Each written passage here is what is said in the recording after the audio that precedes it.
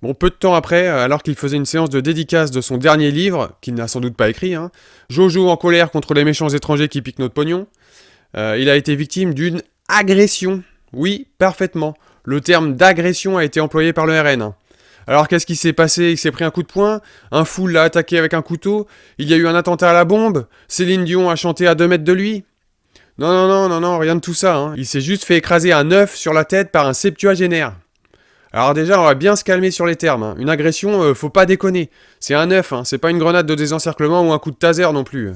Et puis franchement, entre nous, j'ai rien contre les septuagénaires, hein. Mais bon, tu marches un peu vite ou tu le pousses un peu fort et hop, t'es tranquille, hein. Non, Jordan, tu vois, il veut gouverner la France, mais il est déjà débordé par des ados de 16 ans et agressé par des retraités de plus de 70 ans. Alors comment dire, c'est pas crédible, hein. Mais j'y pense, de la farine et un œuf. C'était pas des attaques, c'était un début de recette. On va surveiller ses prochaines sorties, hein. S'il reçoit un peu de lait, du beurre, une poêle Tefal ou carrément un Billig en fonte de 12 kilos sur la gueule, on saura que c'était inoffensif et que c'était juste pour faire des crêpes, hein. Ah, et sans oublier le rhum pour donner du goût. Ah non, surtout pas les rhums! Couché, Jordan!